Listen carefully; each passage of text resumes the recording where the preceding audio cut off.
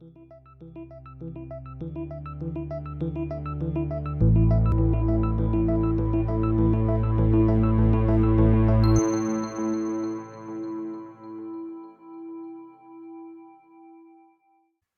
to the Untangling Web3 podcast, your go-to hub to learn insights and the latest developments in the wild and wonderful world of Web3.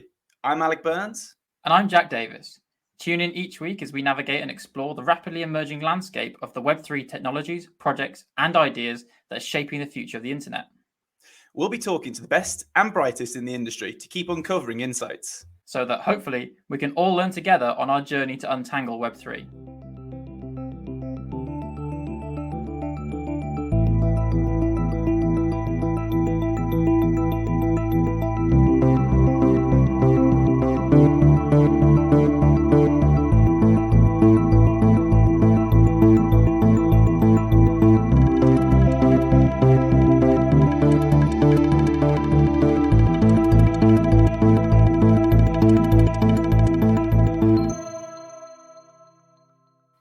Welcome to another episode of the Untangling Web3 podcast.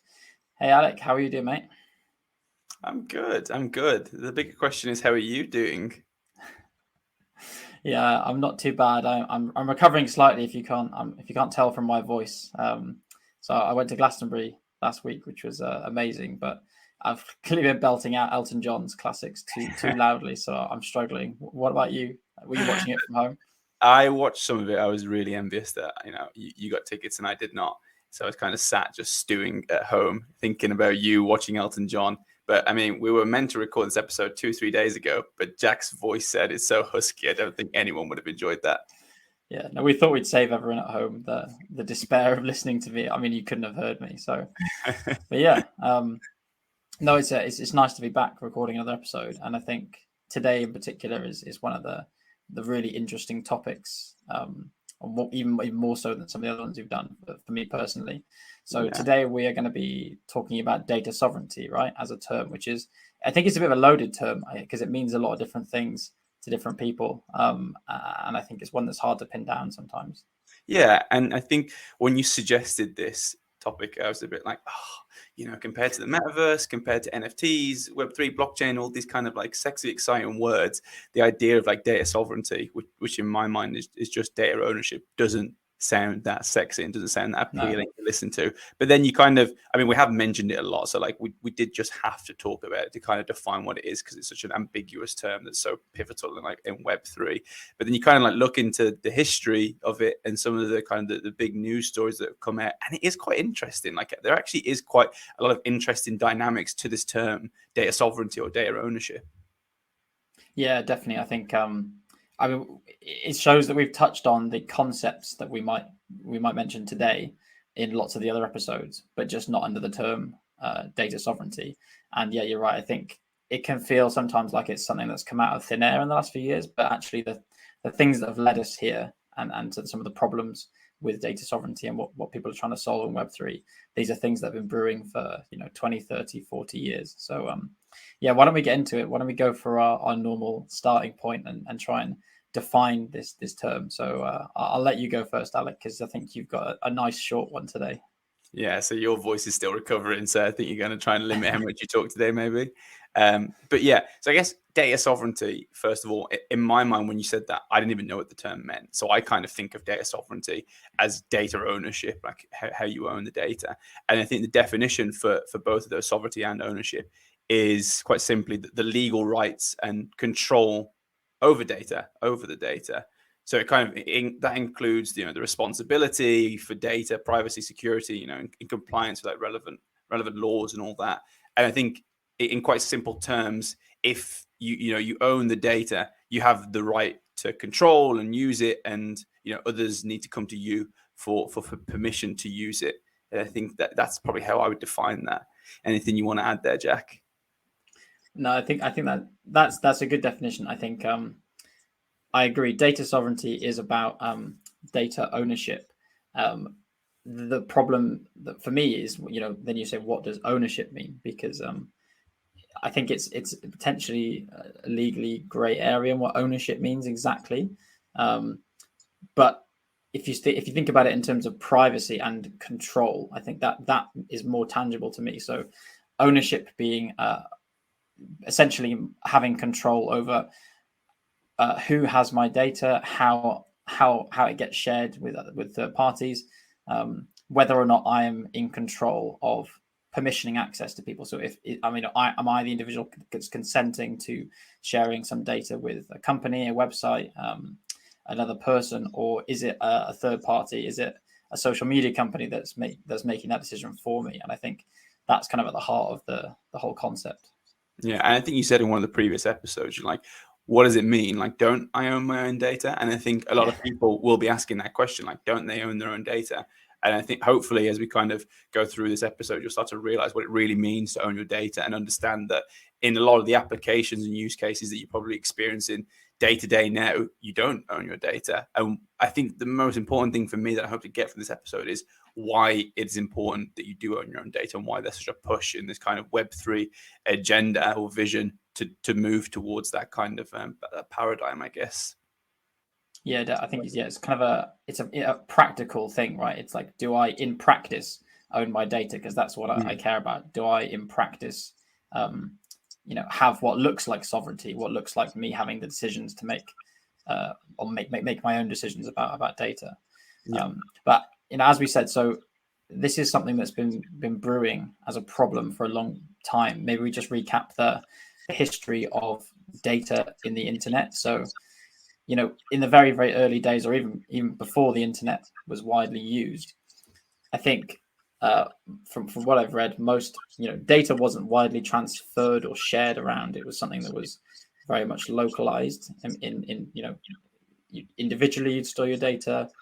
It might not even be digital, right? You go back, like I'm thinking, like if you go back to how we usually start these things, like prehistorically, how you like locally store things. If we go back to Ugg, a distant, or depending on who you ask, maybe not too distant caveman relative of Jack. I mean, his brain is the biggest data storage going, and it's very easy to understand, what ownership is there. If it's in his head, he owns it. But eventually Ugg gets quite smart and things go from his brain to symbols on clay tablets and say, okay, well, that's now portable data. What happens then? Who owns the portable data? And I guess ownership in that context is physical ownership. If you have it in your possession, if you have it in your hands or some like stored somewhere that you own, only you can access, that is ownership. But I think what you're alluding to is as we move towards like the digital age, it's not as simple because you don't have that physical possession aspect. Yeah, exactly, 100%. I think that's the key, right? Is that with the internet age came digitalization. So there wasn't much of a question about ownership because you just have paper documents in your filing cabinet, or in the company you'd have it, in your internal systems. And then with the digital age and hitting the 1990s and kind of much wider spread use of the internet, this is where the model moved from, okay, everything is stored in-house or in my bedroom for my personal files, to the advent of things like cloud storage. So that was what really took off or started taking off in the early 90s. I know that cloud storage didn't exactly become widespread initially, but by the time of AWS being launched in 2006, that was a very common concept, is to push your data to someone else to store that. So that was kind of, for me, that's one of the starting points of this whole problem, is that we moved from data being distributed in a sense, it's with each individual owner, to it being stored in these large central entities like your Amazons and your kind of big cloud providers. Yeah, and I think that physical ownership that you'd think of in, like, say, pre-internet, again, like physical forms like paper documents, photographs, you physically own it, and the possession equals the ownership. And I don't think maybe in the early digital age it was too difficult to comprehend. If you own the hard drive, the computer, the data that's stored locally there, it still fits within that remit of possession. And when you get to the bit about cloud computing, I only realized like a couple of years ago what cloud computing was. And it's kind of obvious when you say it. It's just like someone else's computer, right? It's just like, yeah, someone else has their computer locally and you're just accessing it. I always kind of thought, okay, is these distributed like things happening in the internet? But no, it's as simple as that. And I think, as you're saying, like, data began to be digitized and stored on these servers. It's just stored on someone else's computer, right? Yeah, but I think it's interesting because when I go back, I mean, 2006, I was only like 10 years old, but I still remember this idea of cloud,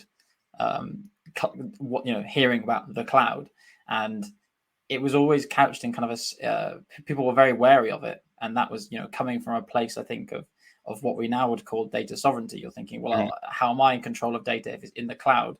And I think it's similar to what's happened with blockchain, because for the longest time, people would look at blockchain as oh, that's a distributed database. I'm not going to put my stuff on that. It's if it's distributed, if it's in all these different locations around the world, if it's transparent. But now we're kind of hitting that maturity curve where people got much more comfortable with the cloud, and now people are getting more comfortable with blockchain. The difference being that I think with blockchain, people are trying to solve the data sovereignty aspect of it, whereas cloud was kind of one of the first things that was maybe pushing us to the problems. Yeah, I mean that's a good point, and I think like this kind of some of these trust issues, were kind of maybe emphasized by like the .com boom, the fact that there was these like companies that were working on this kind of server model of harvesting data. I think they often said like data is the new oil. I think that's a term that people tend to use, and like the sheer amount that they were collecting and storing and that users didn't actually know was like incredible. And I think at the time no one could probably have understood how much data they were going to have, and no one kind of it's always one of those things that regulation is always behind the technology because you don't know how these things are going to evolve. And I know we're going to talk about regulation a bit later, but no one really knew how to control this, right? Yeah, and that's a really good point. I mean, there was a big gold rush or oil rush because people would say data is the new oil, and another phrase I like to think of is data as a commodity is, and this is not my quote, this is from shout out to Wei Zhang for this one, I think, but it's kind of powering the if electricity was powering the industrial revolution and mechanical evolution, then data is powering now the analytical revolution. So it's the power to analyze complex systems and break things down, and gives that was clearly seen as being hugely valuable, and people also took advantage of it. So I think this is where the idea of things like data brokers came into play. I think in the early 2000s. I don't know how much do you know about data brokers? Is that something you've come across? I was just about to say I don't know what data brokers are, so I would like you to okay, for me, please. Cool. Yeah, no, definitely. I mean, I actually first heard the term from, there's a really, really funny and scary video from John Oliver on his show. He talks for about 25 minutes about this idea of data brokers, and he quotes someone else who calls them, which I like as a definition. He says data brokers are the middlemen of surveillance capitalism. So essentially, these are companies which will collect and aggregate data on individuals from many, many different sources, and then sell that data on in larger data sets that profile individuals. So, examples that the example of a data broker that you would be familiar with is something like a credit checking agency. So when you apply for a loan, they're a data broker, in they aggregate data from many different sources and then sell that to whatever the bank is that you're applying for a loan. But then there are all these other kinds of slightly murkier examples of data brokers, which may or may not be kind of in the dark markets, collecting data from the internet and profiling individuals. And I think when you think of it on an individual basis, like I'm like, okay, how much does Facebook actually know about me? And then think, okay, well, if you can start to aggregate what Facebook knows about me, what Instagram knows about me, what TikTok, all these apps that I don't use knows about me, it's quite a lot of data, isn't it? And I think that's quite scary that people have the power to be like a central point to collect all these different data sources, align them, and be like, okay, well, this is Alec. This is all the things you like. Know how many dog videos that I'm liking every day. That would be scary. I would not want that information to get out. Yeah, well, that I mean, you brought it on to kind of the next phase of it all as well, I think, by mentioning social media, because they have kind of, I think, inadvertently become almost like a data broker themselves. Not necessarily that they're selling it, but they're essentially a broker to advertisers, because they have all this user information and they can use that to profile the users on the platform. So, everyone is familiar now with receiving adverts for something you feel like you talked about 10 minutes ago with a friend, right? Have you read the book Chaos Monkeys? No, I haven't. Oh man, it's incredible. It's about the guy who was kind of like the product manager and maybe not pioneer, but to an extent pioneer of Facebook's kind of advertising for revenue model. And it was like, you've got to read it. Would recommend to anyone. But like one of the main aspects is about the data aggregation and how like Facebook was kind of this firewall where they didn't want to use, you know how cookies work. Like it's quite interesting. The cookies that you accept and say, when I go on a page, I'm going to use it.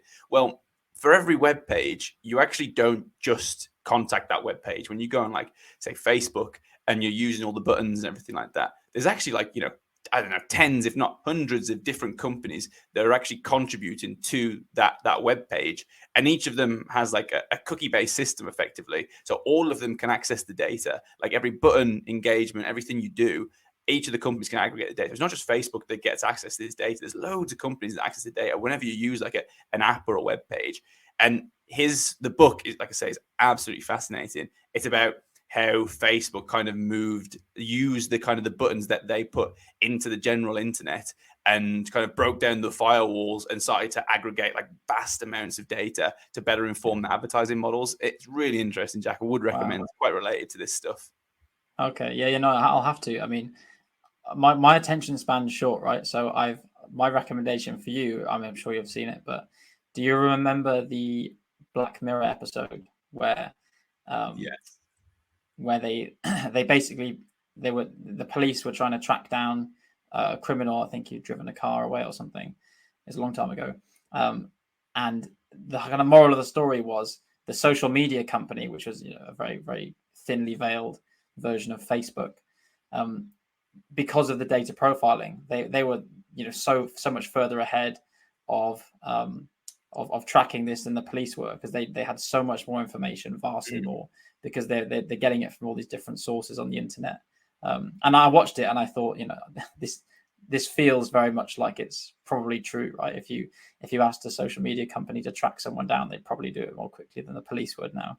Yeah. So I thought you were going to reference the other episode where it's like everyone has that social kind of media score where for every action you get like a positive or a negative, and like it's like the aggregator of all these different kind of apps and interfaces to overview like who you are as a person. And I thought that's what you were going to reference. But yeah, I do remember that episode, and yeah, that's quite scary, isn't it? Yeah. Oh, I think that you're kind of touching on like one of the really scary end states, which I think people are very, very worried about, is the kind of social credit score system when that data gets linked to your finances, and that's I think that's something we'll cover in a future episode as well, because it's its whole other topic. But we said we'd also talk about regulation. So kind of after we've had the rise of the social media platforms, I mean, I think GDPR is the next landmark stop on the trip, right? Yeah. What does GDPR even stand for? Like, I know what it is, but what does it actually stand for? I think I had to Google it as well just to check all these acronyms we have in Web3 as well. So it stands for General Data Protection Regulation, and it was enacted in the EU in, I think, 2018. And I don't know the full context, but I think in part this was in response to things like the Cambridge Analytica scandal, the growing prevalence of these data brokers, and also the social media giants. So yeah, I mean that to me was like the first real pushback. And you think 2018 is a long time after these things started happening, like 25 years. Yeah, it's always the first real pushback. It's always the way. Like regulation always plays catch up with technology. Like you never know like you see it now with regulators only now starting to trying to get a hold of like crypto and all this kind of stuff. Like they're always so far behind, but it's just the way. You can never predict how a technology is going to evolve. And I do have I say quite a lot of experience with GDPR. Like I work in product and software, and like all the first question is always like, where's the data stored? Like, are we GDPR compliant? Like, it's quite a scary thing. A lot of companies who are building in kind of software are always worried about GDPR compliance because there's so many fines out there, and like it's quite interesting. So I guess the whole premise of GDPR, like a high level, is to declare that individuals they own their personal data, right, and they have the right to know how it's used, how it's stored, and how it's shared. I guess that's it at a high level, right? Yeah. When you said the first question we always ask, I was going to say, well, maybe that should have been, what does GDPR stand for? But I know what it does, not what it stands for. Acronyms, acronyms just make you sound like you know what you're talking about, right? Yeah, it's a TBA. So you mentioned it's about personal data. So what kind of thing do you know what qualifies as personal data? What does that refer to? Are you going to say PII? Well, it's another acronym, so you may as well. I thought you were just going to try and be funny and get PII in there. So I think personal data is like personal identifying information, right? So it's things like my address, Alec Burns, my age, my date of birth, something that's unique to me. Probably not so much along the lines of, I don't know. I was going to say location, but it is. I'm trying to think. I feel like everything in a way can be tracked. It can be like directly kind of worked out from your back to your identity, right? Like everything can be aggregated to your identity. So I'm trying to think what doesn't qualify as PII. Yeah, when I was doing some research for this as well, I noticed that I think the definition involves saying something like that can be used to directly or indirectly identify someone. So what can be, anything in theory could be used to indirectly identify someone. And something I hadn't appreciated until I was working on a project a few years ago was the idea of some data that might be innocuous and might seem, well, okay, you can't link that to me. In the right context, could be, so even something that's quite innocent could end up being something that can link back to you if it's in the right. So if they can put two things together. I mean, maybe a classic example would be like a cash payment in a store. You'd think that's, how can you link that payment amount back to me? But if there's a CCTV camera, then it becomes something that you can. Yeah. So I know, like, a good example is, so Jack every single day at 12 midday will go buy a ham sandwich from M&S every single day, and you're like, an individual purchase like that, it doesn't add up. But when you say every single day, I know he's purchasing, you can start to associate, the fact that I know exactly 12 p.m. he will be spending exactly the price of a ham sandwich. Maybe I can start to link those transactions and link it back to your identity. That is a very good and sad indictment as an example of me. So thank you for bringing that up. It's chicken, but Sorry, mate. I thought I knew you. Yeah. But one of the points here is that, like, it's so broad. Like, you've given kind of a vague term of what PII is, and we've just said it's really hard for information to not be related to PII, especially in the GDPR compliance, if it's directly and indirectly. And I think this is why companies are so scared. Well, not scared, but like kind of on form when it comes to GDPR now, because they're so worried that they're violating it because it's such broad reaching, right? And I guess what we're going to say is there are lots of violations. I think I saw a stat that was like 33% of global consumers have experienced a GDPR data breach. And that's just the ones that we know about. Like, my question would be, like, how the hell do they monitor this? Like, how do you know? Yeah, exactly. And I guess the take home message there for me personally is that the idea of data sovereignty is much broader than you might think. So I think sometimes you might think of it as, okay, just this is control over the directly identifiable data that is really sensitive, but it actually applies to all these other things that are indirect, and not just about identifying you, but just in general, what things you might want to have control over, like your personal files and things. And yeah, as you said, like we kind of come on to like the idea of a number of breaches that have happened of companies. I mean, I'm sure they don't want to store this data.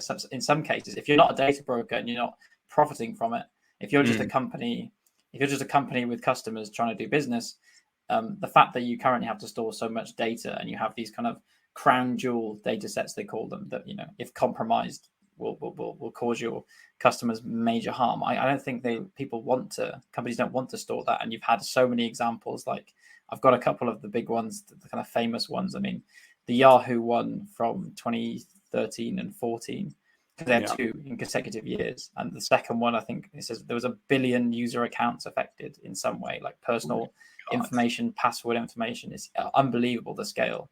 Who's using Yahoo in 2013? Like, I think they deserve it. Yeah, I mean, I don't know. There must have. I mean, maybe the other 6 billion were doing something else. But, That's crazy. There are 1 billion users. My God, that's unbelievable. yeah, and then so that's. I guess there's two separate things there. So one is the companies who just have to store your data for doing business that are a massive target, and just by you being a customer, you then become a risk, right? The other one is then the more intentionally nefarious use of your data, which is kind of what we've talked about already. But I do want to bring it back to the Cambridge Analytica idea, because this gets to the heart of consent, because people's data was taken from Facebook, and I know it's like in some sense a public forum that people were using, but people didn't consent to it being used in that way. I'm sure. I mean, I imagine it wasn't part of the terms of service that your data can be used to try and potentially influence elections, and that's the event that put it in the forefront of everyone's mind. Yeah, it's crazy. And my thing with a lot of these is like, how do they find out about these things? It's not obvious to me how Facebook is using my data, for example. And I guess it's things like audits, which, sometimes can come from governments, saying we have to audit this company, they're publicly listed, all these kind of things, which happens, I imagine, fairly regularly, where it's all about process, where they have to show they have a functioning process that properly protects the data, properly, collects consent on how they're using the data and all these kind of things. I guess like one of the big finds that I was quite aware of, where the process wasn't in place for this, was Meta, where Meta was fined, I think it was 1.2 billion, something like that, or 1 billion, 1.2 billion. And that was purely for transferring personal data from the EU to the US without adequate data protections, which is it's an unbelievable amount, isn't it? Yeah. And that is shocking. But it also highlights the difficulty of doing things in the internet, where you have to deal with different jurisdictions, much like in Web3 and blockchain, where it's a global system. So if data is being transferred all the time between different countries, different legal jurisdictions, then you have to account for all these different things. I mean, that maybe is a nice segue to the Web3 current state of play, right? Where having seen everything that's happened in Web2, having seen all the rise of social media, all that, the data breaches of large companies, then we've had GDPR, but then Web3 is kind of from the non-regulatory side, from the tech world, is trying to solve some of these problems from the ground up. So, I mean, for you, what are the hallmarks of what is happening in Web3 right now in data sovereignty? I think, you're seeing like a lot of these companies that are kind of trying to push. Well, like you say, if they don't have a benefit in owning the data, obviously Facebook and people that push advertising, there's a benefit to them in having, like, being the single point for all the data to be collected and stored and analyzed. But like you say, these companies that don't necessarily have that as part of their business model, it's a liability for them. And I guess one of the big things that you're seeing in these Web3 companies is data's more and more frequently being pushed to the user, where the user is responsible for their own data. I think we're seeing more and more that data is being stored on devices and backed up in devices that are owned by the user. For example, like, imagine, rather than all my images and photos for Facebook being stored on the Facebook servers, they're stored locally on my mobile device. And when I use the Web3 equivalent of Facebook, I just access those images, and those images are pulled directly from my phone. So I guess this is one of the ways in which Web3 is getting around this, right? Is they're pushing more and more to the user and the responsibilities on the user. Yeah, exactly. And I think a good tangible example of this, I'm sure we've mentioned this one briefly in a previous episode. I think I couldn't remember the name back then, but so Tim Berners-Lee, our friend who we mentioned, is kind of the founding father of the internet and the World Wide Web. So, we mentioned his dissatisfaction with the way the web's gone, all these problems with data sovereignty. I mean, he's been talking about this, the idea of, I think, called open data, and the ability for people to own their data properly, to control permissioning to different companies. He's been talking about it since the early 2000s. And he is building this company and a product called Solid, where it's kind of exactly that principle, where your data as an individual gets stored in one of these called Solid pods. So you are individually, you have not physical control, but you have let's say digital physical control of your data in a certain place. And then whenever you need to access a service, log into something, you're permissioning access to that service for a given period of time with given access rights, maybe just certain bits of the information, not everything. So he's kind of he's pushing that forward now, and that I would class that as a very much a Web3 initiative, for sure. Yeah, and I think so like, to get back to to stay on course with the Web3 stuff, I guess one of the main motivations of the Web3 paradigm shift is to address the privacy and security issues that we're seeing in Web2, like all these GDPR kind of lawsuits and breaches that are happening. But like my big not problem with this, but I think some of the resistance to this is, like we've just said, you're pushing a lot of the responsibility onto users to manage, their own data, have it on their own data. And that's inconvenient. Like there's this whole kind of, I guess, contrast between privacy and security that Web3 promises, and that kind of contending with the convenience and the user experience. Like, do I want to actually be responsible for all my data? Sometimes it's convenient if I forget my password, if I mess up on my end, that Facebook is kind of liable, and they have, lots of people working in the background to make sure that I have the best experience to keep me on the platform. Do I actually want to be responsible for that? Do I understand what that actually means? That's a lot of liability being pushed to me, which is good for the companies maybe, but is it good for me? Yeah, 100% agree. I think it's something where Web3. So how we talked about blockchain previously as a kind of credible alternative for payments and doing micropayments, where you get more autonomy in managing your funds, managing your own keys and things like that. It gives you the option to do that, but it doesn't prohibit you from also having third-party custody if you want it, having insurance, having adding, not getting rid of all the middlemen, just giving people the option to if they want. And I think the same is true with the data sovereignty aspect. I mean, I think you said as well in a previous episode, like people might well be happy to give away their data if they're getting, remunerated for it, if they're getting paid to do it. They might just be people might just be angry that they're not consenting, and they might be, not really care too much, especially if there's a small incentive for them to share data with companies. And when you start adding in incentives, then it becomes something where companies will actually compete. I think that's the difference in that model.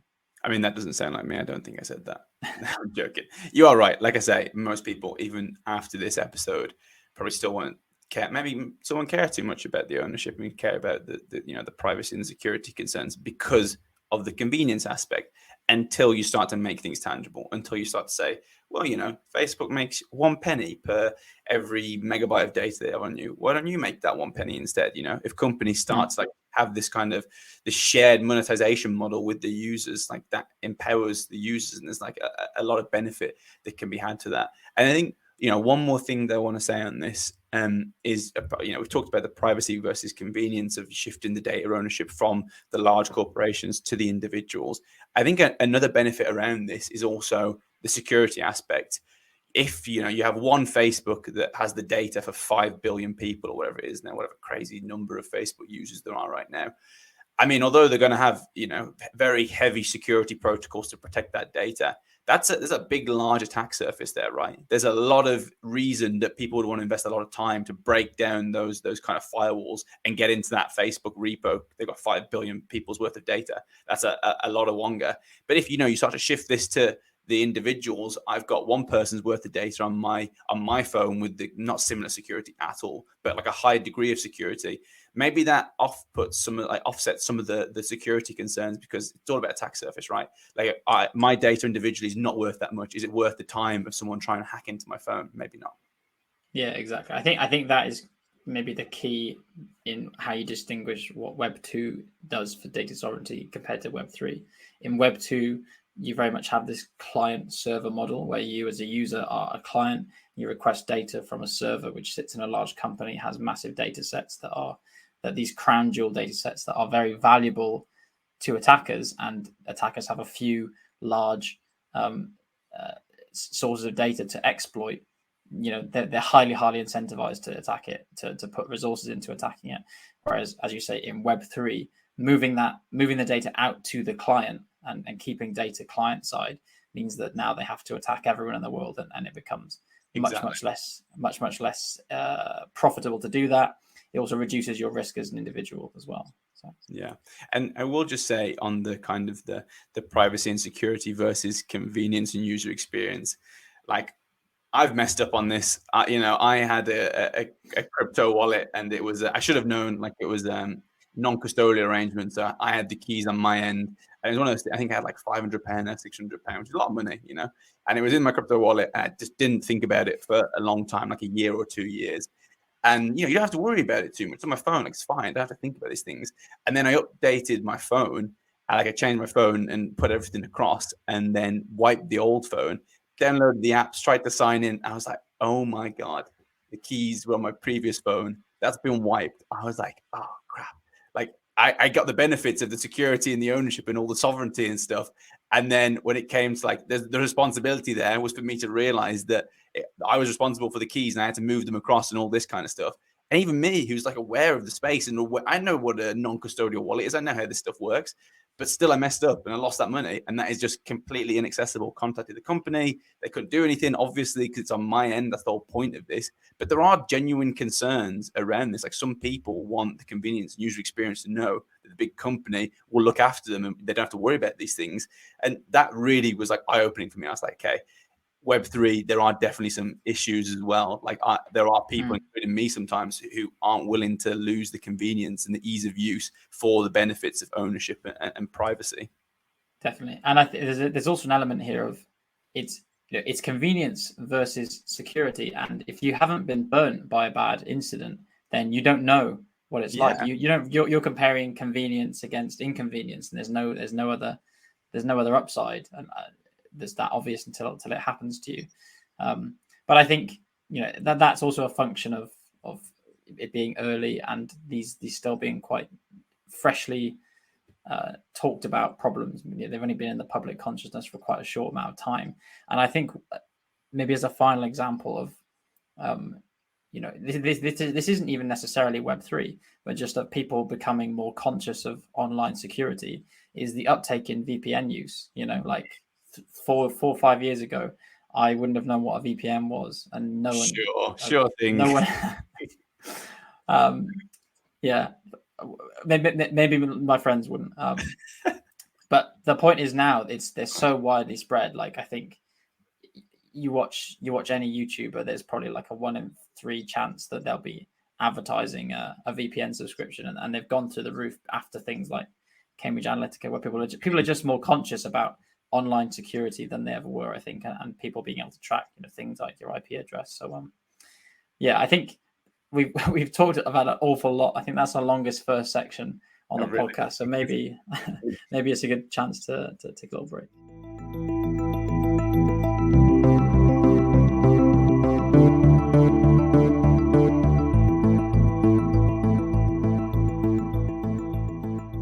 Okay, welcome back.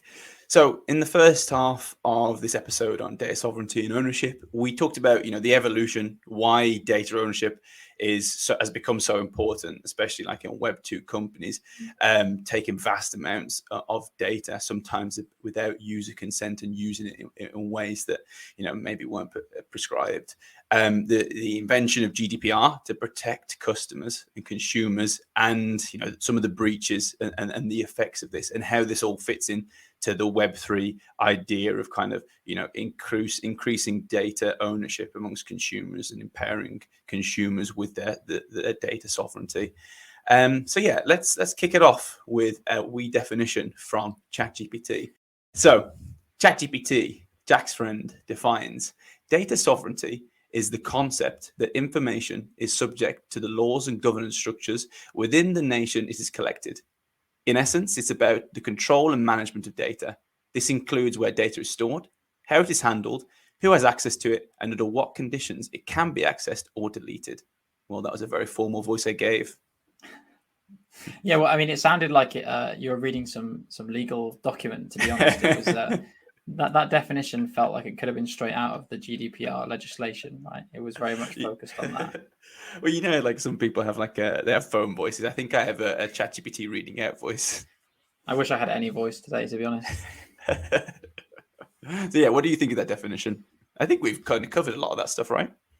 Yeah, I think we have covered it. I think it does seem kind of limited to uh, the legal aspect and looking at, as you said at the start, like it being located in a nation, like sovereignty being something that is quite tied to the country in which some data is collected or used, which is interesting. I don't think it necessarily captures too much of the Web3 aspect, but I mean, it's a pretty good definition, right?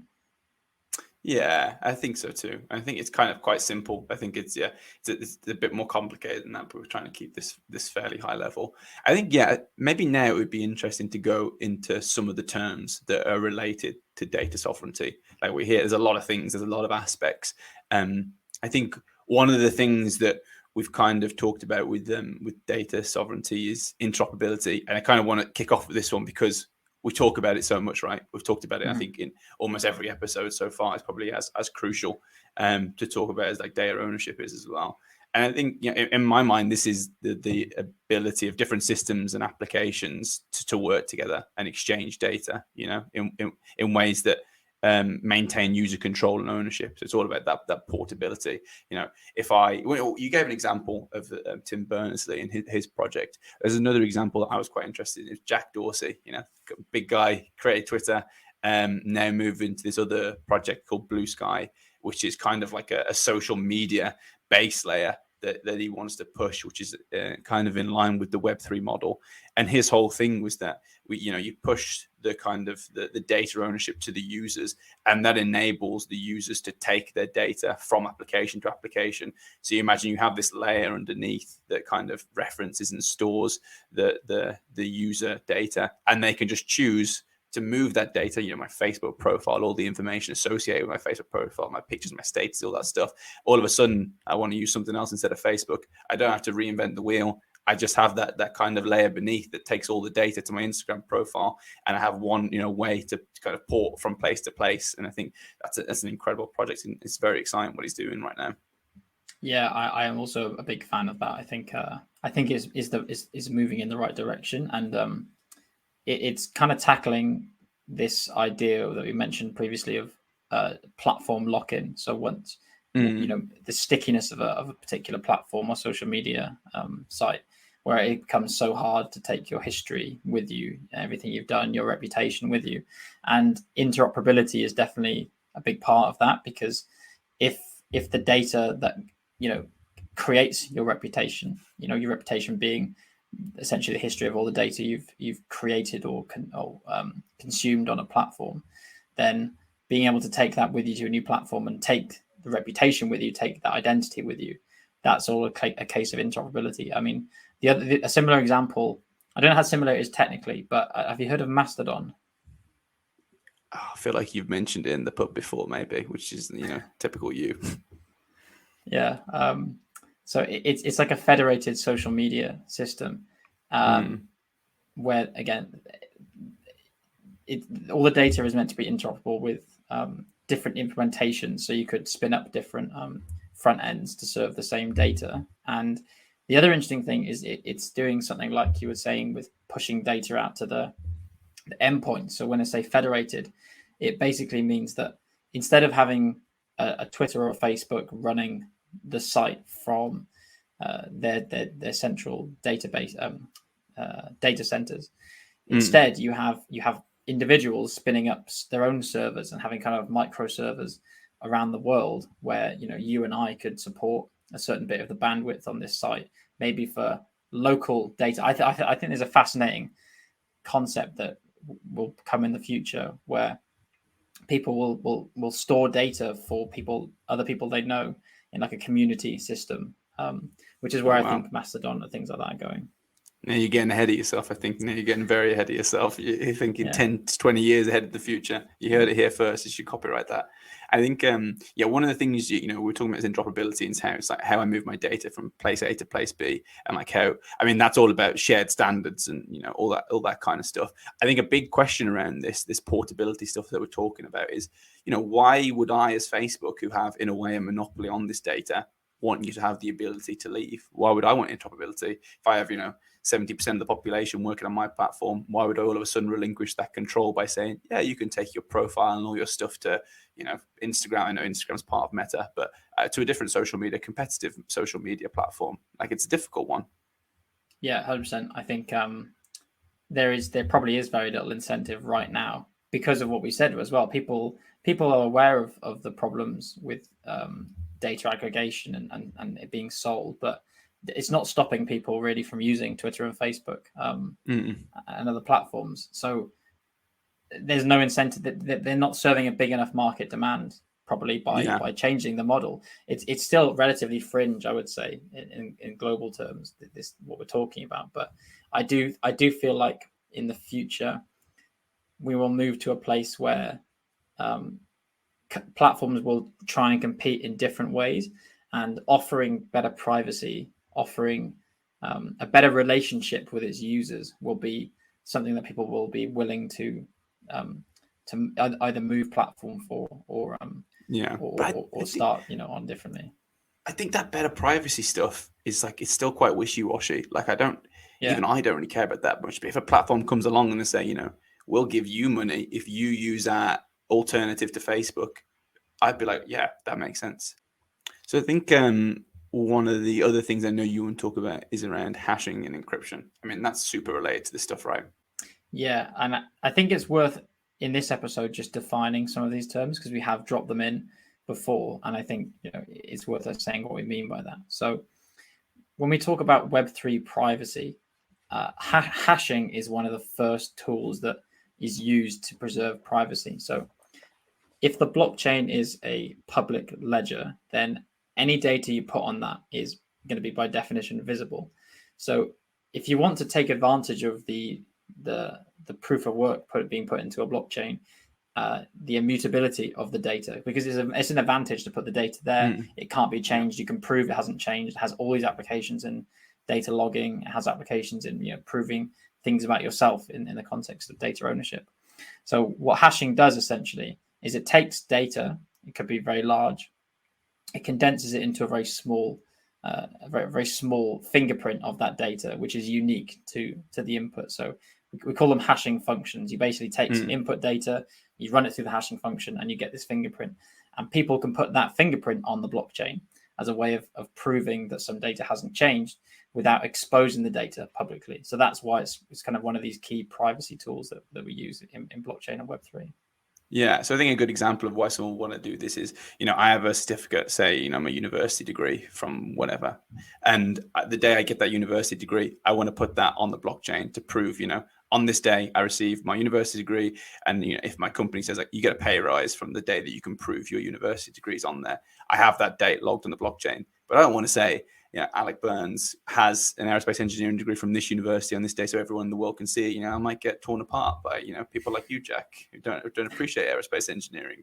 So I want to cover that up. I don't want people to see that raw data. So you'd put it through a hashing algorithm, like you were just explaining, where the actual stuff on the blockchain doesn't mean anything to anyone apart from, say, me, who knows what the kind of the pre-data before that hashing algorithm was, and anyone that I permission that to. So I can then say, look, this gobbledygook effectively that's on chain at this date, if I show you that my certificate directly relates to that information, that information can't have changed, was submitted on that date, and now you know what that information actually means.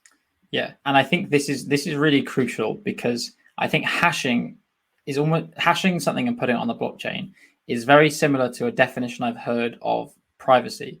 So what I've heard people say, that privacy is essentially being able to prove something when it needs to be proved, or being able to reveal something when it needs to be revealed, but not before, or when you're asked. So in the case of auditing, it's not the case that if you're being audited as a company, you're not publishing the data all the time. You just reveal it to the auditor at the time. And that's exactly the same concept as hashing data and putting it on the blockchain. In your case, right? You're preparing that degree certificate in a way that you can prove later down the line, but you don't want to reveal it in advance, essentially. I get you. I think in software we call this like a backdoor type thing, right? That's a term that's kind of used, but yeah, exactly that. So Jack, what's the difference between hashing and encryption? Yeah. Well, this is reminding me of our first episode or second Yeah, episode. same. where So you where better get the we definition right now. yeah, I know. Where we erroneously said that the first Bitcoin block had an encrypted message in it. So hashing is this way of fingerprinting data, but you need the actual data to go back and connect it to the hash. You need to run it through the algorithm again to prove that it corresponds to the hash on chain. Encryption is where you take some data and you apply what's called an encryption key, and you run that through an encryption algorithm. So you take the data, the key, you feed that into an encryption algorithm, and out the other side you get something called a ciphertext or an encrypted data packet. The interesting thing about an encrypted data packet is, unlike a hash, it's not one way where you can only go from data to the hash. Encryption lets you go back from the encrypted data to the raw data. So if you have possession of the key, you can take the encrypted data, apply the key to it with the decryption function, which is the kind of inverse of the encryption function for kind of a simple way of thinking about it. And that allows you to read the data again. So that's another way that you can achieve privacy on the blockchain if you want to use it for data and get that tamper-proof benefit. Is I'll take my data, I'll encrypt it, I'll put the ciphertext, the encrypted data, on chain. So again, no one can read what that data is. It will be gobbledygook to anyone else unless they have the private key, the cryptographic key to decrypt that data again in the future. Got you. I'm surprised you used the term gobbledygook. I felt silly as soon as I said it, but I'm glad you did. So I like it. What are some of the differences between instances where you prefer hashing versus encryption? Because they sound, I know, one's one way, the other was two way. So there must be like use cases that are very specific to each of them.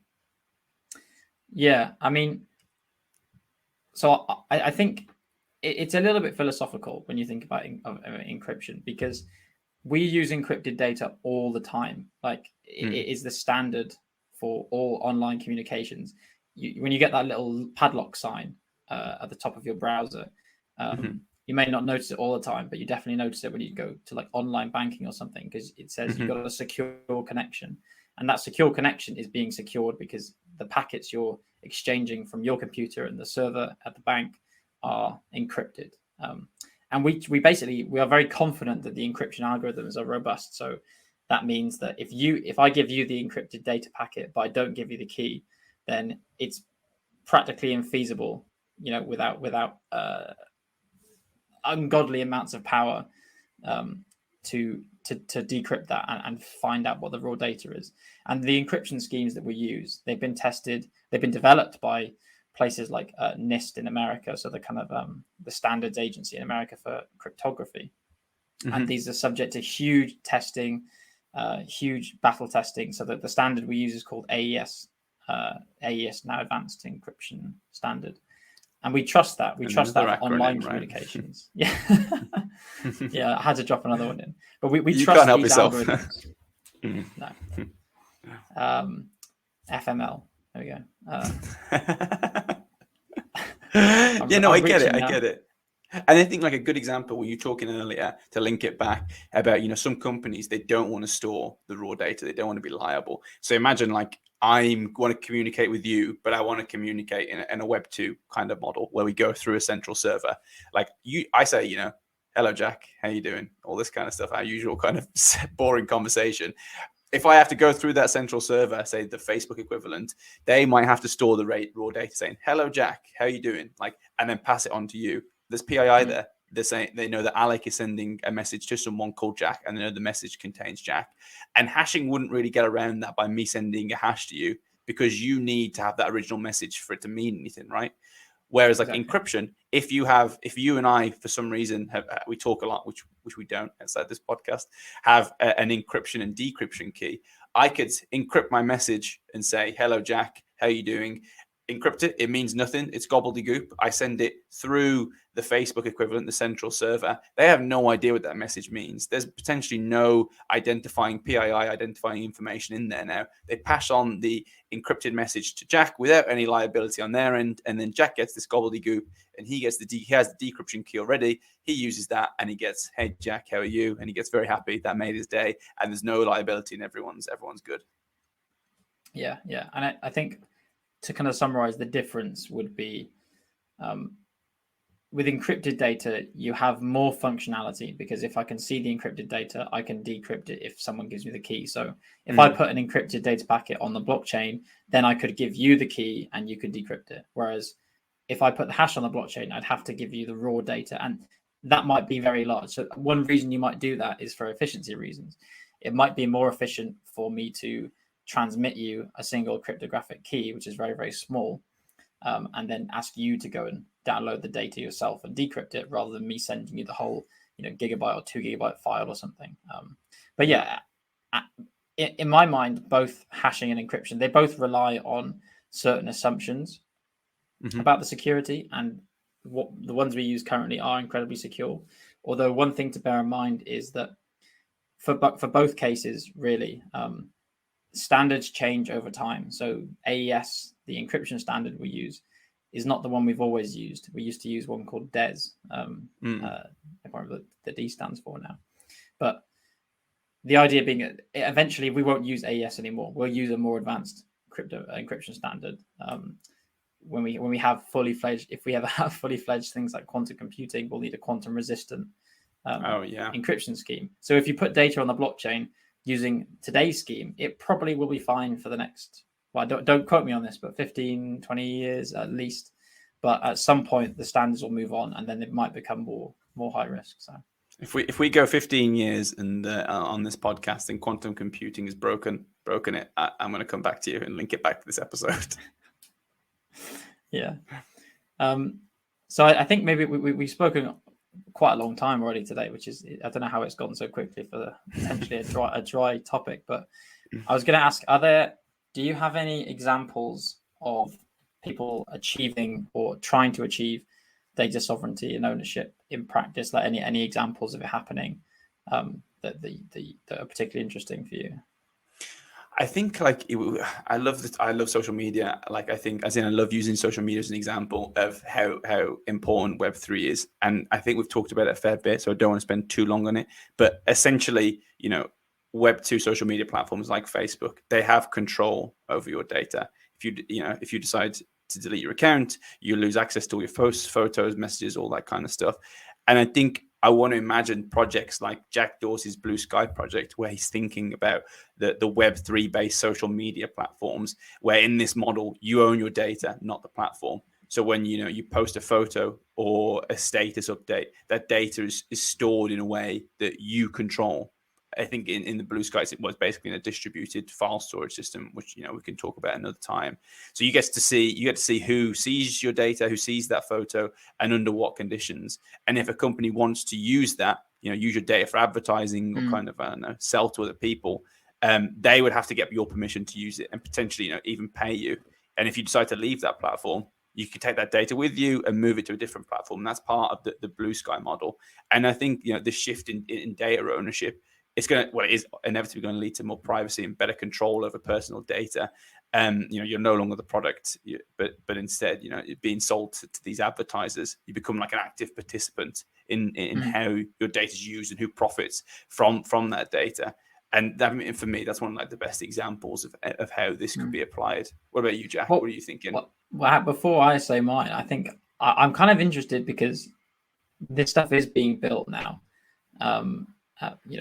It's in various stages, but I'm kind of curious, what do you think would tip you over into making the jump, right? Would it be something like a platform with no advertising that you can achieve like with this? Or because I was also thinking, for me, I think it would be, you'd have to have it tied to some bigger identity system where it's not just one social media platform I can use and move between, but maybe I can link my social media with my other credentials and my national identity, and all that is potentially further away. But I'm curious, what would be like the biggest driver for you to move over?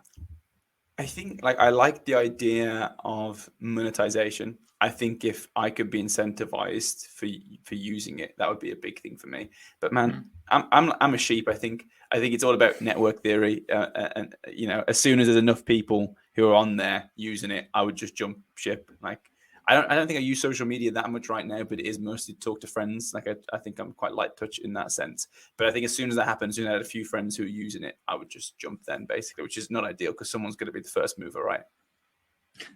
Yeah. Okay. Cool. I mean, so the main message is just be a sheep and follow the birds. But always be a sheep. It's true. That it's true. I mean, especially with social media, I think it's network effects. That's going to be the slow march of adoption, but I'm sure we'll get there at some point. So, what about you? Have you got any favorite real world applications for this? So I mean, I have an example of seeing this move to data sovereignty, and it's not. I don't think it's really a Web3 example, but I think it's a very powerful one. So, do you remember when Apple, I think in 2021 it was, when they introduced their new privacy tracking policy? Do you remember this? No. Are you an Apple user? I am not. I'm a Samsung user. Okay. So you remember you're one I of the, work in tech. So you're like the guys who are using Yahoo in 2013. How dare you, sir? Okay, let me fill you in. Because that explains. You would definitely have noticed this, I think, if you're an Apple user. So they introduced this policy on their apps where whenever you download an app, or whenever there's an update, I think as well, the app has to ask you whether it can track you. So it literally pops up and it says, do you allow this app to track you? So how often do you think I say yes? Very, very infrequently. And in addition to that, that's kind of actively stopping tracking. And it now also tells you in the App Store exactly what data is collected by each app. Wow. So and the kind of the bit what happened here is that this completely changed things for Facebook. So this is 2021.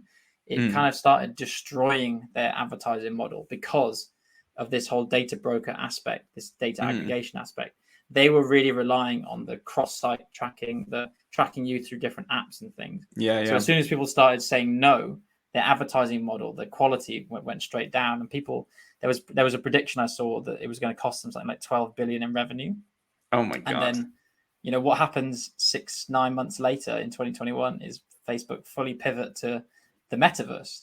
They're kind of changing their business model. So it was that powerful, Apple making this one change.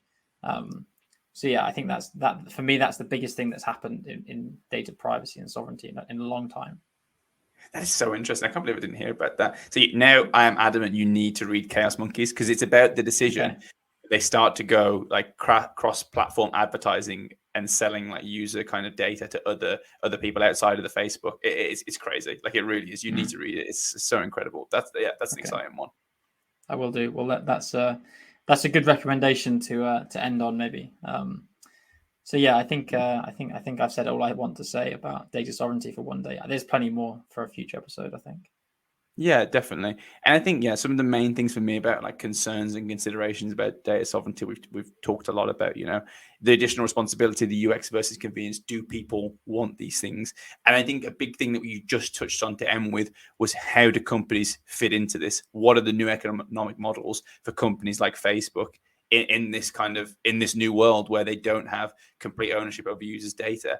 And I think that's a big topic, and I think we could spend a whole nother episode speaking about that. I think, that's a good place to end. Thank you for listening.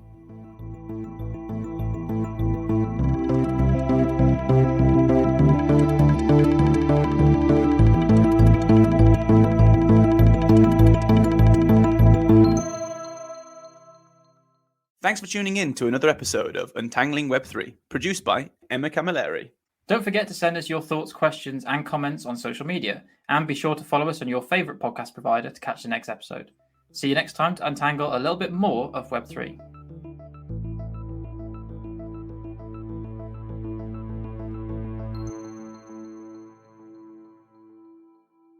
The views we express here are our own and do not reflect the views of our employers.